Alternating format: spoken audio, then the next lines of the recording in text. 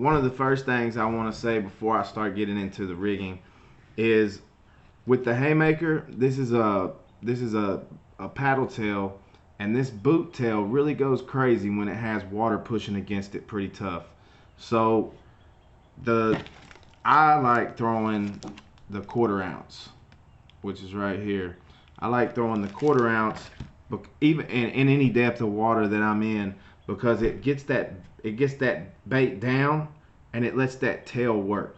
And then also you're gonna have more buoyancy in that tail with a heavier jig head, to where that bait is gonna sit more with the tail up, and it'll keep that tail working as you're slowly pulling it, or whatever you're doing, or just a little bit of current. But the heavier your jig head with this lure in particular, not all lures, but this lure in particular, it's going to help you have more action in that tail. You can throw it on an 1/8 ounce, but as it goes down, it's going to helicopter a little bit more. It's not going to have that straight shot down where you're going to have a good paddle action on that paddle tail like you should. So that's key number one. And so number two, you're going to want, when you're rigging this up, you're going to want to measure out where your hook is going to come out of that bait. You want your hook, or you want this bait sitting as straight as possible on this hook. So what you're going to do is, once you do this for quite a bit, you'll kind of get to you'll start kind of knowing when to turn it out. But you're going to go straight. On the Haymaker, we have a line that goes down the back. I don't know if you can see that clearly, if it focuses. See if I can tap it and make it focus. But there's a line that goes down the back. You're going to want that hook to come straight out of that line, so that way you know you've rigged it dead center. And then also on the nose of the bait, you're going to want to go straight in the center of that nose. Now, one thing that I have seen people that rig these upside down, sideways, and everything else, on a paddle tail, you're going to have a flat side. You're going to have a flat side, and you're going to have a boot. The bottom is going to be that boot.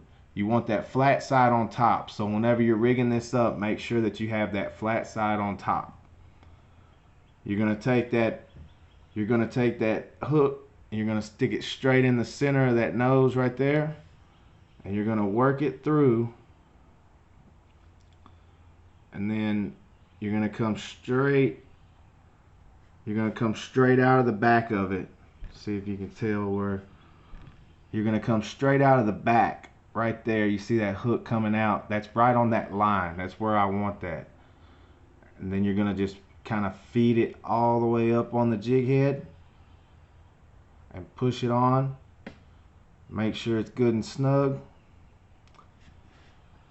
And right there, you've got a straight bait. It's not bunched up.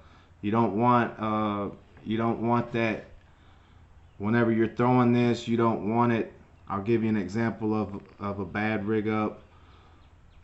If you go too far, you'll have like that little bend, and it's going to kind of affect your tail action. You want that as straight as possible. So you're going to want to come straight out of that back, and you're going to want it to be straight in line, just like that. And and like I said, on the 1/4 ounce, it's going to keep that bait, it's going to keep the nose of that bait down a little bit more and keep this off of the dirt. So that way, if you're dragging it slowly across the bottom, this tail is going to constantly be working and giving off action and making those fish attract to it. So you can use whatever size jig head you want. I prefer to use the 1/4 ounce, and I've had a lot of success using 1/4 ounces, and I've had a lot of success on these Salty Head jig heads. So y'all go check him out, Salty Head. You can find him on Facebook. I believe he's on Instagram.